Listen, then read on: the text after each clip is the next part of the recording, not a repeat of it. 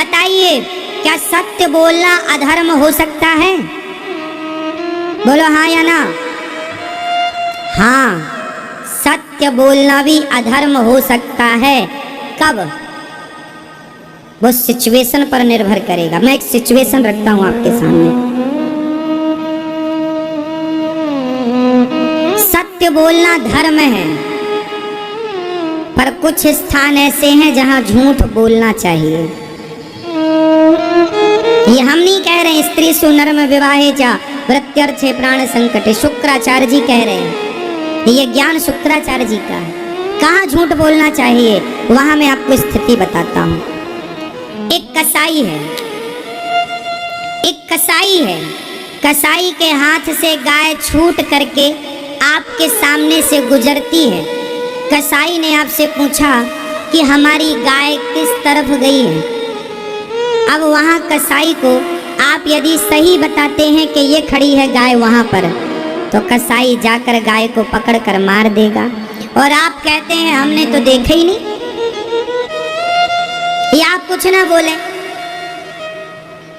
तो कसाई से आप सच कह देंगे कि गाय वहां खड़ी है, तो आपका सच बोलना पाप हो जाएगा। हेलो हाँ या ना। अब आप कहेंगे हमने सच बोला। सच? हाँ, अरे सच भी सिचुएशन देख के बोला जाता है। वो स्थिति क्या निर्मित है कि कसाई खड़ा है, तलवार लेकर मिल जाए गाय तो काट दूं। यदि आपके झूठ बोलने से किसी गाय की रक्षा हो रही है, तो वहां झूठ बोलकर गाय की रक्षा करनी चाहिए। आपकी झूठ बोलने से, आपकी झूठी गवाही से यदि निर्दोष लोगों की जान बच रही है, तो वहां झूठी गवाही देनी चाहिए। लेकिन एक बात याद रखना, यहाँ झूठ के लिए झूठ वहां बोलना चाहिए जहां आपका अपना एक रत्ती का स्वार्थ ना हो।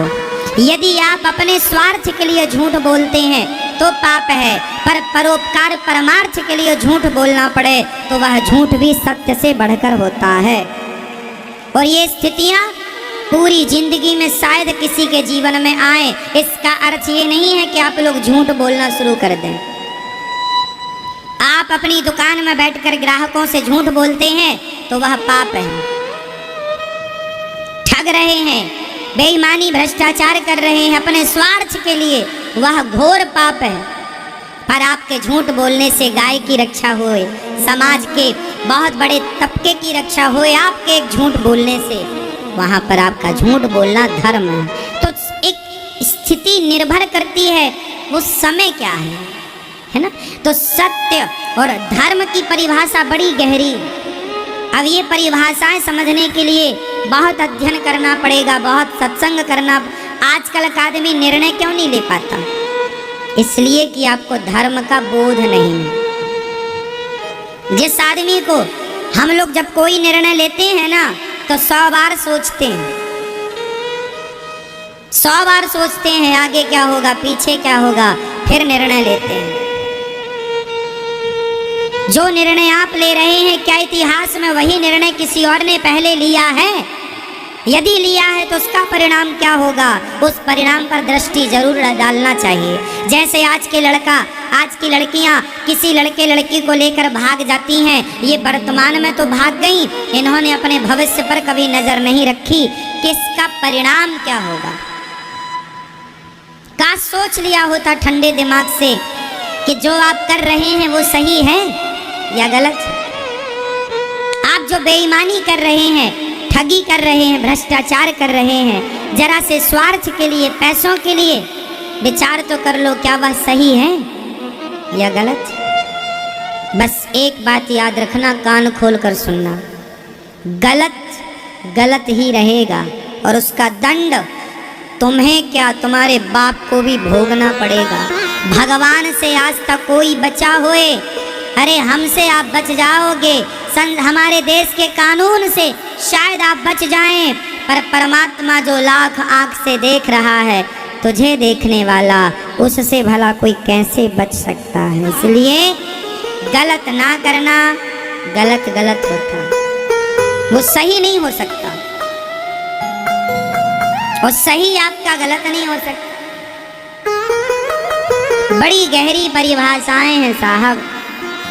क्या कई बार वो जो हम सही मानते हैं वही गलत होता है, और जो गलत मानते हैं वो सही होता है। तो धर्म की परिभाषाएं बड़ी गहरी हैं। एक ही काम हम करें, वह सही भी हो जाता है, वह गलत भी हो जाता है। देखने के नजरिए होते हैं, है ना। जैसे आम का रस, जैसे आम का रस अमृत है। आम का रस पीने में अच्छा लगता है, किस किस को अच्छा लगता है आम का रस? भैया आपको आम का रस अच्छा नहीं लगता? बोलो मेरी माँ नहीं लगता अच्छा। क्यों मेरी माँ, कोई दुश्मनी है? आम का रस किस किस को अच्छा लगता है? हाथ उठा लो भैया। हमें तो अच्छा लगता है, हम तो खूब आम के साथ भोजन करते हैं। आम बहुत अच्छा होता है, आम का रस बहुत अच्छा होता है, लेकिन आप देखो आम का रस बहुत अच्छा है, लेकिन आम के रस के संग यदि आपने पेप्सी या कोका कोला पी लिया तो वही आम का रस आपकी जान ले लेगा, पॉइजन हो जाएगा। पेप्सी के साथ, कोका कोला के साथ। तो जो चीज अच्छी है वह बुरी भी है, वो सिचुएशन, वो स्थिति पर निर्भर करती है। यही धर्म का ज्ञान है। जिसको धर्म का ज्ञान है वो अपने खाने पीने से लेकर सोने जागने से लेकर उठने बैठने से लेकर बोलने बताने से लेकर हर जगह धर्म का फॉर्मूला काम करता है। यहाँ तक कि हमारे भारत में हमारे यहाँ बैठने का भी एक सिद्धांत है, कैसे बैठना चाहिए, किसके सामने कैसे बैठना चाहिए। आप अकेले में कैसे भी बैठो, है ना। मंदिर में कैसे बैठना चाहिए, घर में कैसे बैठे हो, जैसे घर में बैठे हो वैसे मंदिर में नहीं बैठ सकते। घर में आपने पांव पसार लिया, मंदिर में आपने भगवान की तरफ पांव पसार लिया, तो वही घर में पांव पसारेंगे तो शरीर को राहत मिलेगी, कंफर्टेबल रहेगा। पर वही पांव मंदिर में पसार लेंगे तो वो पाप हो जाएगा भगवान की तरफ पांव। कैसे बैठना चाहिए, मैं आपको छोटी छोटी बातें क्या बताऊं।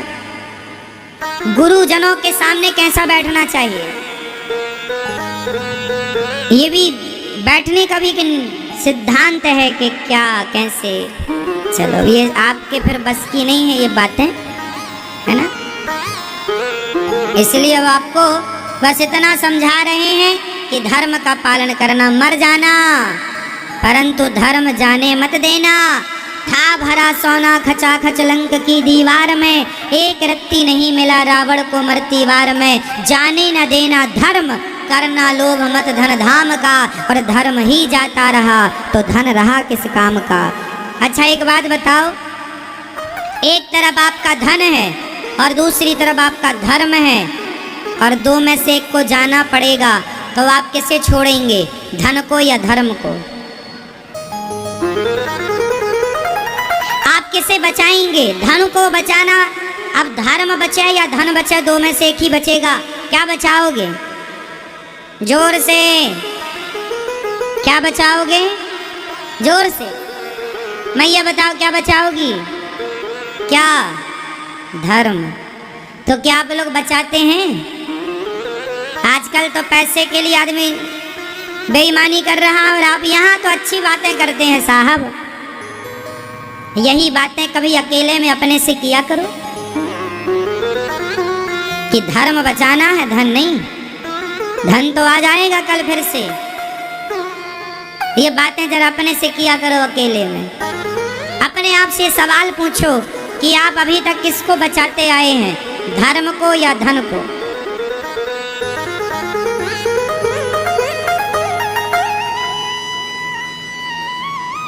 थोड़ा धर्म का पालन करना सीखो।